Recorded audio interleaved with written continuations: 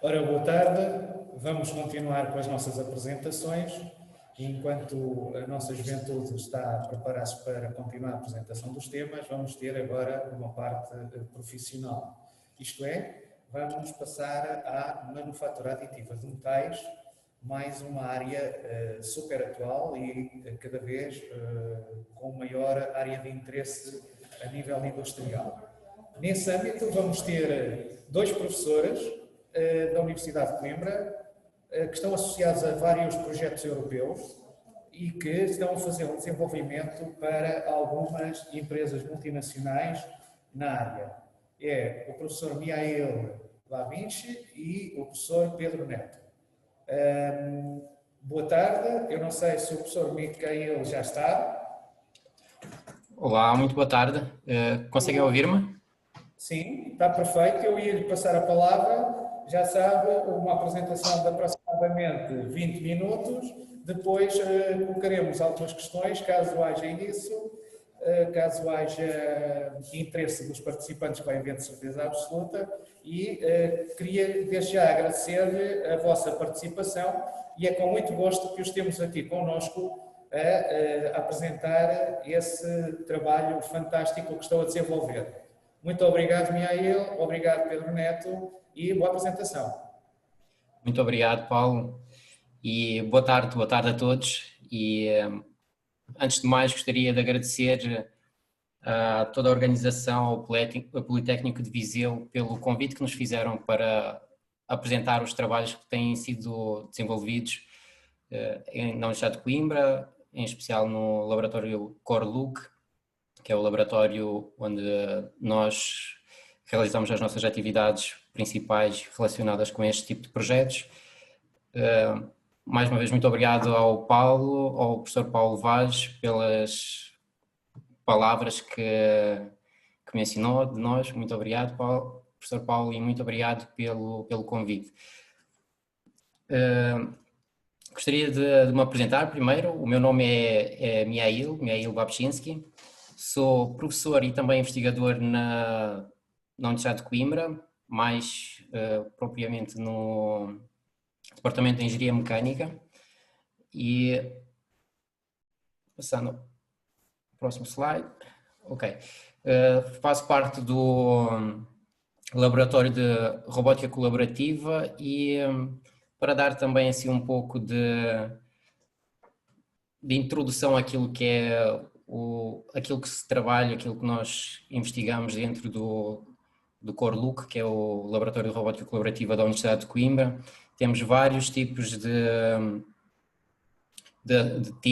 temas da atualidade que tentamos abordar e arranjar soluções para aquilo que é a próxima fase da indústria e aquilo que será a indústria do futuro.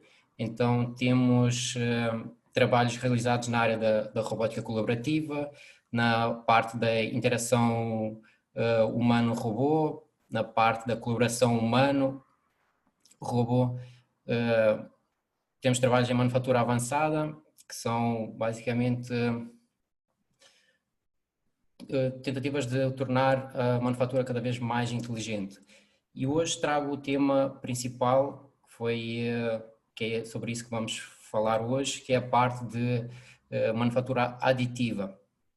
E com certeza eu vi que hoje estamos bastantes pessoas online, bastantes pessoas a assistir aqui, e eu, se fosse presencialmente, seria mais fácil interagir com vocês, porque conseguiria ver-vos e fazer as perguntas diretamente. Eu penso que, como a maior parte das pessoas daqui ouviram falar de manufatura aditiva, certo? E, claro, os trabalhos anteriores também explicaram um pouco daquilo que é manufatura aditiva, que é convencionalmente aquilo que é conhecido por impressão 3D. E os alunos fizeram um excelente trabalho anteriormente a explicar aquilo que era a impressão 3D, muitos parabéns. E muitos parabéns aos trabalhos que vocês realizaram, realmente são coisas bastante interessantes e continuem nesse rumo, porque é importante haver desenvolvimento nessas áreas. Lá está, como anteriormente foi explicado, e eu trouxe aqui a relação da impressão 3D, o que é uma impressora 3D. Eu trouxe como já foi explicado, eu vou fazer uma introdução assim muito breve daquilo que é uma impressora 3D e daquilo que é conhecido como manufatura aditiva. Normalmente nós associamos a manufatura aditiva, lá está, com a impressão 3D de plásticos, que é mais ou menos esta impressora aqui, onde tem um rolo em cima, normalmente é um rolo de um polímero, é um plástico, e este polímero é um fio, vai percorrendo o fio até a uma zona que é a cabeça extrusora da impressora. Essa cabeça extrusora da impressora tem a capacidade de reter o material e o plástico e ao mesmo tempo tem a capacidade de se mover num espaço três-dimensional em X, Y e Z. E nós dando-lhe informações quais os movimentos que ele pode fazer, que ele deve fazer para construir uma peça, ele vai se deslocando, depositando o material, lá está, camada a camada, como foi dito anteriormente, até construir uma peça ou um objeto em 3 dimensões, como está na figura apresentado. O processo normalmente em quase todas as tecnologias de uma manufatura aditiva, o que eu apresentei anteriormente é o caso específico da FDM, que é utilizar uma impressora derretendo o plástico e depois realizar a manufatura aditiva camada a camada. No entanto, existem muitas outras e para todas elas o processo normalmente passa por essas 3 fases. A primeira é desenhar o nosso objeto em 3 dimensões no software CAD, como foi referenciado anteriormente, se não estou em erro, o Inventor, da Autodesk, a SolidWorks. São nesses que vamos realizar o nosso desenho CAD. Em seguida passa para um segundo software, para uma segunda etapa, que é a parte do fatiamento, que é uma parte onde nós geramos as trajetórias, onde tem que ser as trajetórias que o robô ou a máquina tem que realizar de forma a construir esse objeto em 3 dimensões. Uma vez que temos esse caminho, damos essa informação à impressora ou ferramenta que vai realizar essa impressão 3D e ele vai construí-la e vamos ter o terceiro passo. Alguns tipos de manufatura aditiva.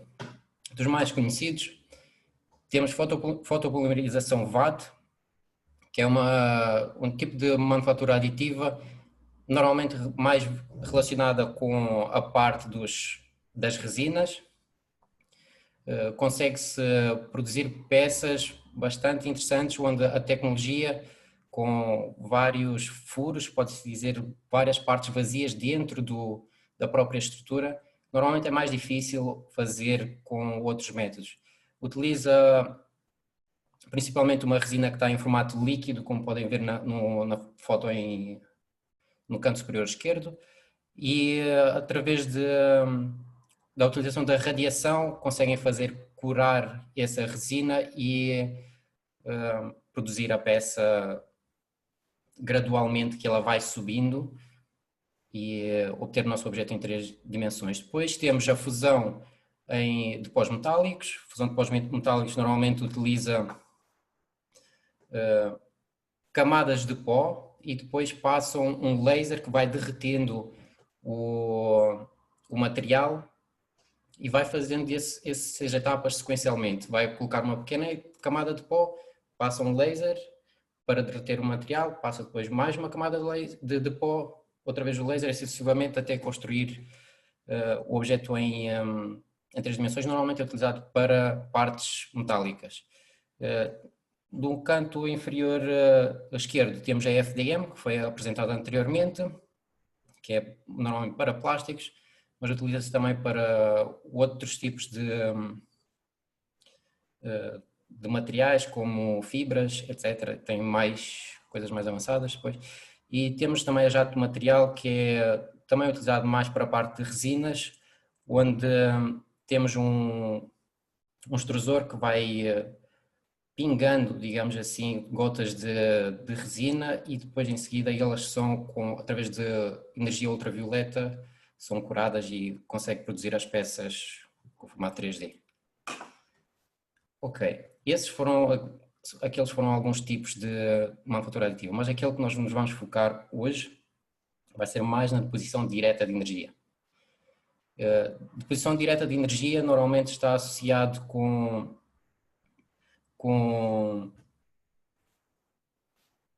técnicas que usam laser, usa aquilo que é chamado LMD, deposition, e o LMD o que tem é um laser que tem uma cabeça em que os pós metálicos escorrem dentro da cabeça e depois tem um laser por cima que vai derreter esse pó metálico e dessa forma criar material fundido que vai depositando também de forma estratégica para construir as peças em 3 dimensões. E em seguida temos o AM, que é o arco elétrico, e normalmente todas essas tecnologias usam robôs para a produção de peças. Este aqui é um vídeo que mostra o funcionamento de uma tecnologia DED, neste caso LMD, onde tem um pó a escorrer pelos lados e um laser no meio a criar, a fundir o metal. E estes são exemplos já da produção de peças utilizando esta técnica de deposição direta de energia. Aplicações. As aplicações são inúmeras e tem vindo a haver cada vez mais apostas no mundo industrial para aplicar essas tecnologias de impressão 3D, desde a indústria aeronáutica, a indústria automóvel, para a arte, porque lá está, a manufatura aditiva é algo muito versátil e consegue produzir peças que muitas vezes é muito difícil produzir com outras tecnologias. Quanto ao futuro, como nós temos vindo ao longo dos anos, tem aparecido cada vez mais técnicas e novas estratégias de manufatura aditiva, então o futuro é muito promissor. Temos projetos em que estão a trabalhar na construção de próprias casas, as casas serão construídas provavelmente autonomamente por máquinas, por robôs, impressas em 3D também, e ainda mais inovador, tem havido alguns projetos em que se pretende impressão de órgãos em 3D, e esse provavelmente será não no futuro muito próximo, mas quem sabe um dia teremos até impressão 3D na produção de órgãos para transplantes. Agora, tendo feito essa uma pequena introdução daquilo que é a manufatura aditiva, gostaria de passar mais a parte daquilo que é o nosso projeto, aquilo que a Universidade de Coimbra tem estado envolvida, e trago-vos aqui como um exemplo, uma ponte construída por um dos nossos parceiros dentro do projeto em que nós estamos a trabalhar, e essa é uma ponte produzida com deposição direta de energia, mais especificamente arco elétrico, dentro dessas tecnologias, e foi impressa totalmente em 3D. E passar à frente, tenho aqui um vídeo da forma como ele foi produzido. Este aqui é um robô que vai usando um arco elétrico de forma a produzir a peça, a ponte em 3 dimensões. O processo é bastante complexo, como podem ver, mas sendo a impressão 3D dá-lhe a possibilidade de produzir essas formas bastante mais complexas que normalmente com métodos convencionais poderia ser um pouco mais complicado. Então a manufatura aditiva dá essa versatilidade às pessoas e às indústrias, às empresas para produzirem dessa forma estes objetos que são muito bonitos. A MX3D é uma empresa da Holanda e a ideia deles é instalarem esta ponte num dos canais da Holanda. Seria especialmente para a passagem de peatões, não é para carros, por enquanto. Pronto, esta é a tal ponte. A longo prazo, qual é que é o objetivo deles? O objetivo da MX3D é tornar o processo completamente autónomo e automático. É deixar 2 robôs numa margem de um rio e dar-lhe as instruções e eles completamente sozinhos, sem pessoas, sem nada, construir uma ponte de um lado ao outro e lá está, parece muito futurístico, parece quase magia.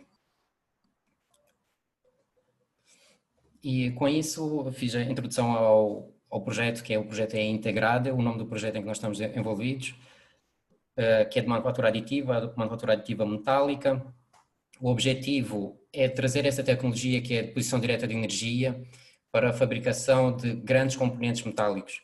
Grandes componentes metálicos e mais do que isso, do que a produção de grandes componentes metálicos, é trazer essa produção para a indústria, para ser algo realmente fazível, que seja seguro e que seja certificado, de forma a poder as empresas poderem utilizar isso como componentes mesmo e não só como protótipos de demonstração.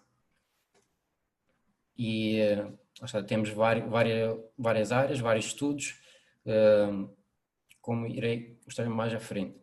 O consórcio é constituído por 26 membros, é um projeto bastante grande e são 26 membros da União Europeia, incluindo universidades, centros de investigação e empresas.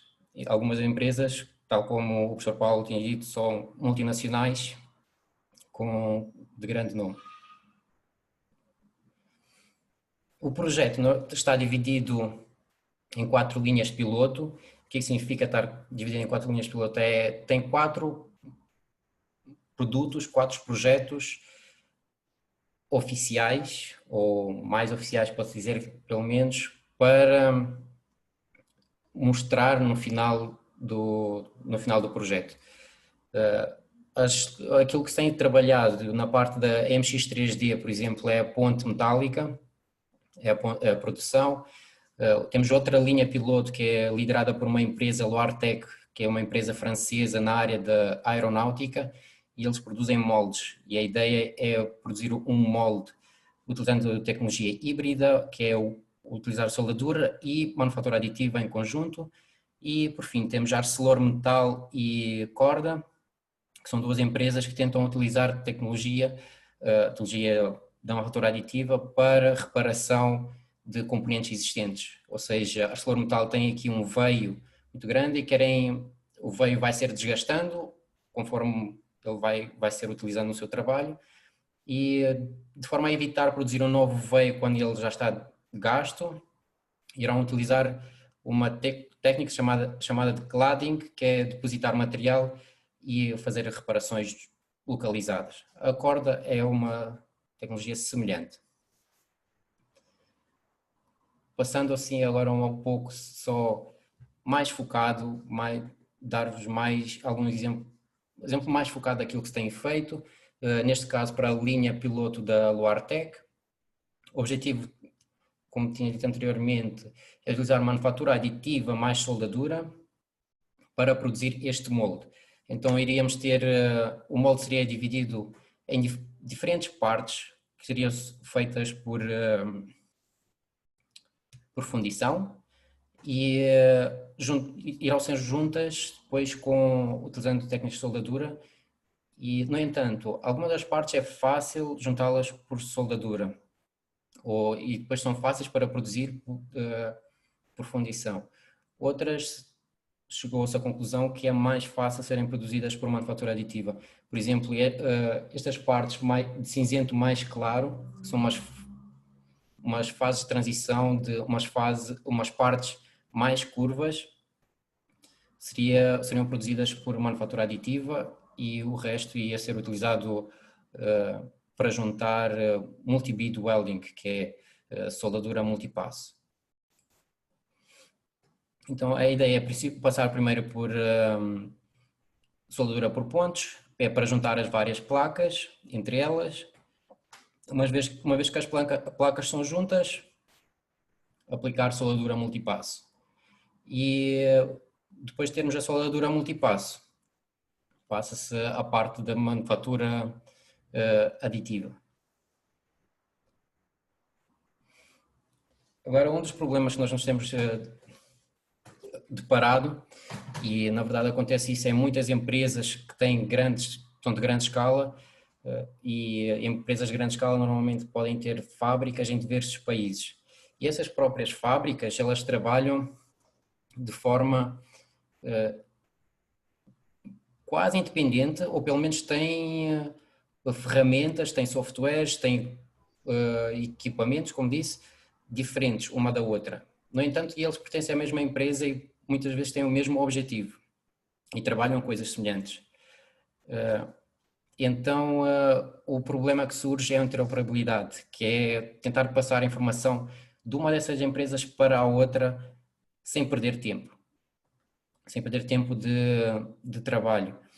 Porque, dando-vos o exemplo do Integrate, que é um projeto, não é uma empresa, mas também é muito grande e temos muitos parceiros que trabalham com diferentes softwares, diferentes máquinas. Então, e dando-vos o exemplo, por exemplo, da linha piloto Luartec. A Luartec pretende produzir o tal molde. Agora, a Luartec não é a única empresa a trabalhar para aquilo. Tem os outros membros do projeto que estão a trabalhar para ela de forma a tentar produzir aquela peça. Então temos pessoas que trabalham na parte do CAD, temos pessoas que trabalham na parte da simulação, outras na parte da manipulação do robô, etc. E a própria Luartec tem este tipo de trabalhos na sua própria empresa. Então imagina que a Luartec já fez todo o caminho do robô, qual é o caminho que ele deve utilizar, fazer para depositar material.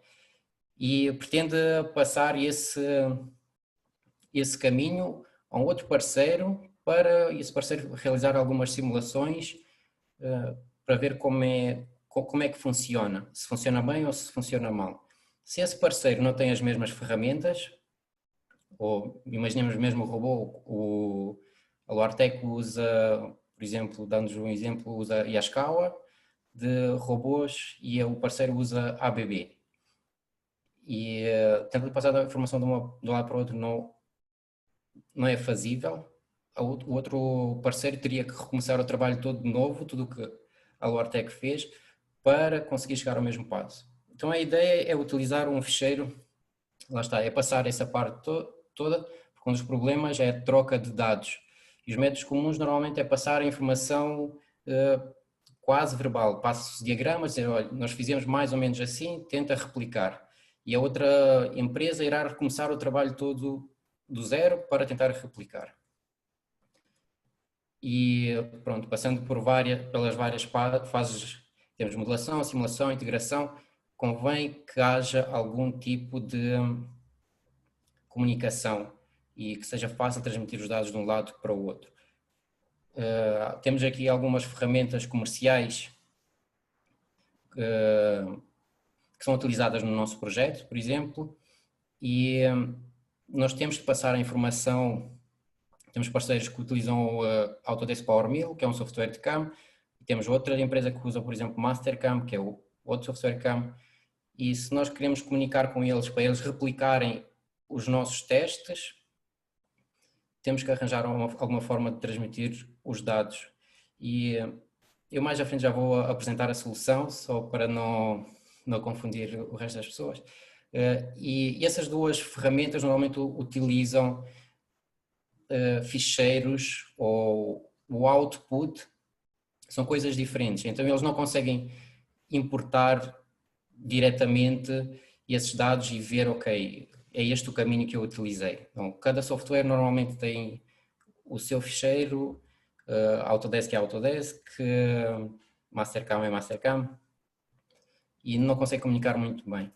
Então a solução que nós tentamos arranjar é utilizar o conceito de Automation ML, que é um conceito que usa uma linguagem de modelagem de para sistemas de manufatura. É um formato neutro e a ideia é A ideia é colocar todos os dados que nós precisamos dentro desse ficheiro AutomationML e depois partilhar com os outros parceiros. Os outros parceiros, a única coisa que têm que fazer é ir a este ficheiro AutomationML e retirar os dados.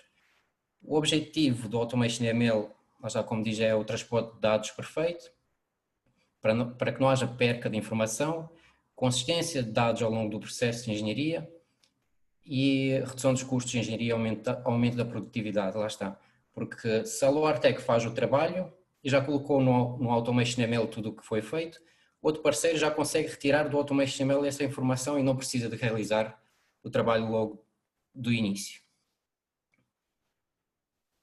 Dentro do integrado, é o que nós tentamos, várias áreas que nós tentamos integrar com o AutomationML, ou seja, guardar a informação dentro do AutomationML, é a parte do CAD/CAM, modelação multifísica, programação offline, que é a programação dos robôs, a parte da manufatura, a metrologia, a verificação de qualidade e a parte final é a da certificação. Um caminho comum seria aplicado isso foi aquilo que foi aplicado, a parte de guardar as trajetórias do robô num ficheiro AutomationML. Então nós partimos sempre da parte do CAD, que neste caso é um ficheiro STEP, passamos por um software CAM, tiramos o output desse CAM. Uma vez que tiramos o output do CAM, nós introduzimos esse output dentro de um software que foi desenvolvido para este projeto, que é o Build File Generator, e este software vai-nos gerar o AutomationML file, que guarda toda essa informação importante. E depois, a partir daí, nós podemos partilhar com os nossos parceiros, que é o DGH, por exemplo, ESI, que é na parte de simulação, e DGH na parte de controle de robôs. Este aqui é mais ou menos a interface do Build File Generator. Não é preciso ir muito em detalhe, mas tem uma parte que é a parte, lá está, como disse, de importar o ficheiro, a parte de inserir parâmetros de DAD Technologies e escolher o método de posição direta de energia e, por fim, é criar o ficheiro. Este software também nos dá a possibilidade de nós editarmos e gerir os ficheiros AutomationML que já temos criados. Ou seja, nós conseguimos ir a esses ficheiros e editar a informação que está lá de forma manual e, mais ainda, ele dá-nos a possibilidade de nós visualizarmos aquilo que está lá, relativamente à parte das trajetórias retiradas do software CAM, e depois conseguimos exportar essas trajetórias do AutomationML para um outro software, que neste caso é um Offline Robot Programming Software, que é de programação robótica, que é o RoboDK. Tenho aqui um vídeo, mas não é necessário mostrar, porque já expliquei essa parte toda.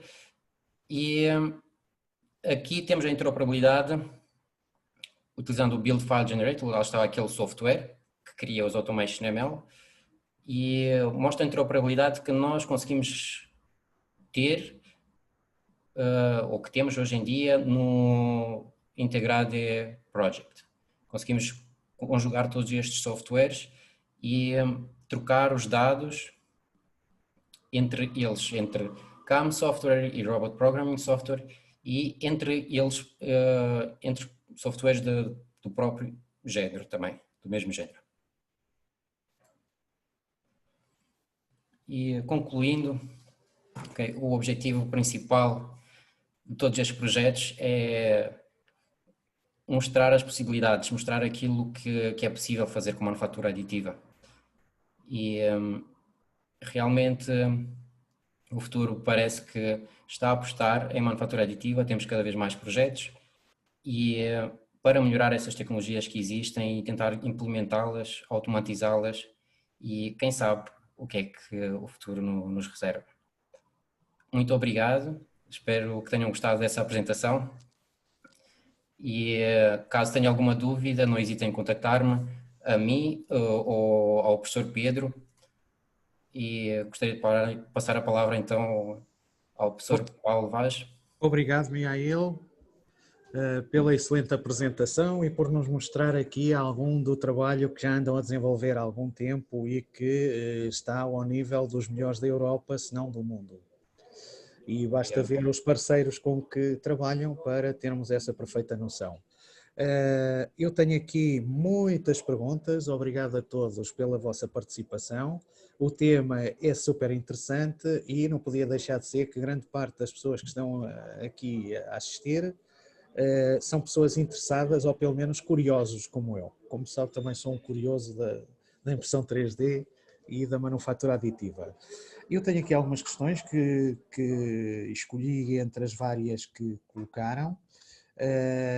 E que iria pôr ao Miail para nos poder ajudar a esclarecer e elucidar acerca dos temas. Está aqui uma questão que eu se calhar ia começar por uma das últimas, que é a questão do acabamento na impressão 3D, ou seja, na utilização da manufatura aditiva, seja ela de polímero ou seja ela de metais, uma das questões que se põe e que colocaram aqui era o nível de acabamento, ou seja, conseguimos acabamentos bons, não conseguimos, rigores dimensionais, até que ponto, ou seja, o que é que nos pode esclarecer acerca disto, Miail? Certo. Obrigado antes de mais pela pergunta, é uma excelente pergunta, é uma das perguntas mais importantes talvez da manufatura aditiva, considerando esta de acabamento superficial e a outra que é resistência das estruturas, se realmente por causa da concentração de tensões, lá está porque vamos falando de temperaturas e energias bastante elevadas que passam de estados de extremos, passam de muito frio a muito quente e pronto, isto cria os stresses, aquilo que é chamado. Agora, relativamente ao acabamento, o acabamento superficial normalmente depende do tipo de tecnologia DAD utilizada, de tecnologia de manufatura aditiva utilizada. Se for utilizada uma manufatura, diferentes tipos de manufatura aditiva vão ter diferentes tolerâncias e diferentes tipos de acabamento superficial. Há algumas, que é o caso do multijetting, que é com resinas, e esse tem um acabamento superficial excelente.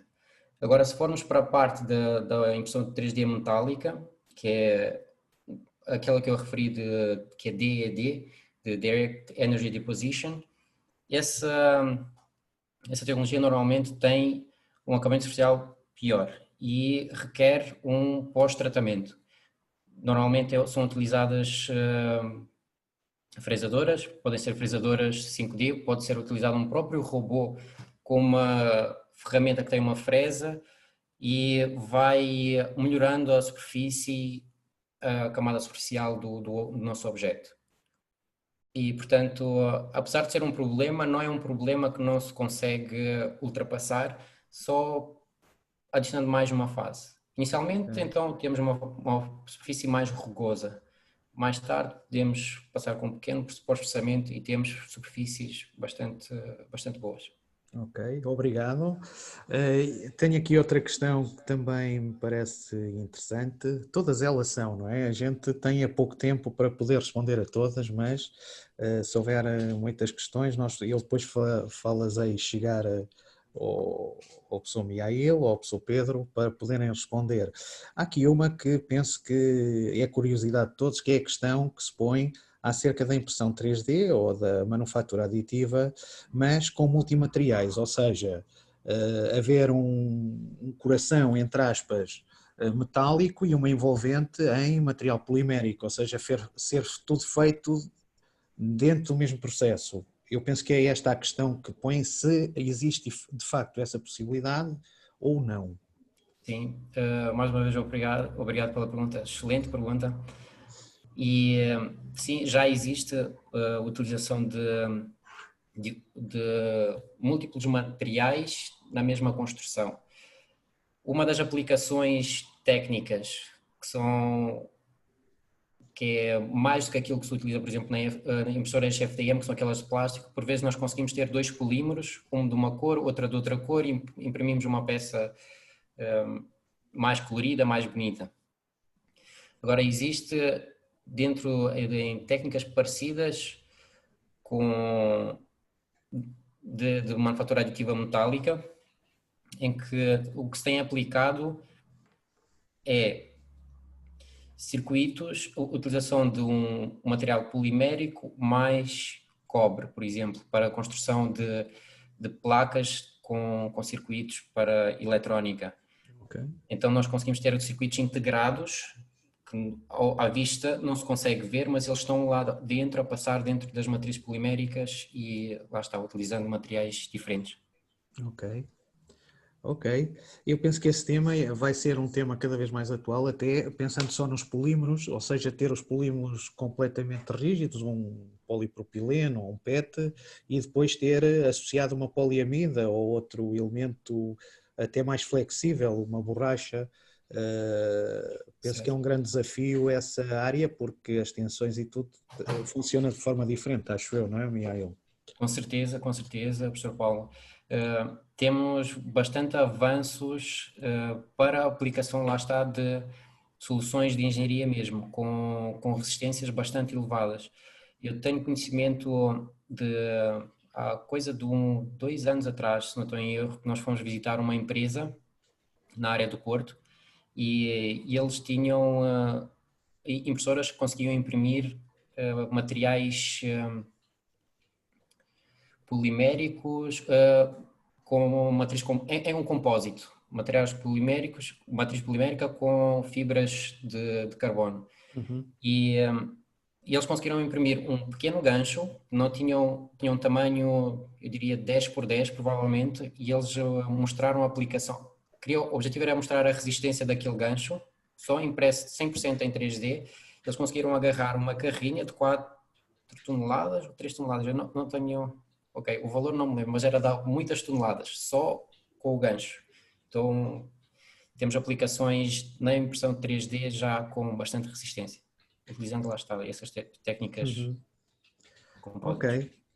Ora, eu peço desculpa, eu tenho aqui muitas questões, mas estão-me aqui a fazer indicação, estão-me a dar indicação que o tempo começa a apertar, ou seja, há mais apresentações e mais oportunidades haverá deste tipo de partilha juntamente com o professor Micael ou com o professor Pedro. Eu agradeço a todos as questões que nos puseram e agradeço também ao professor Micael pela excelente apresentação que fez e a disponibilidade logo à partida quando foi lançado este desafio para estar presente.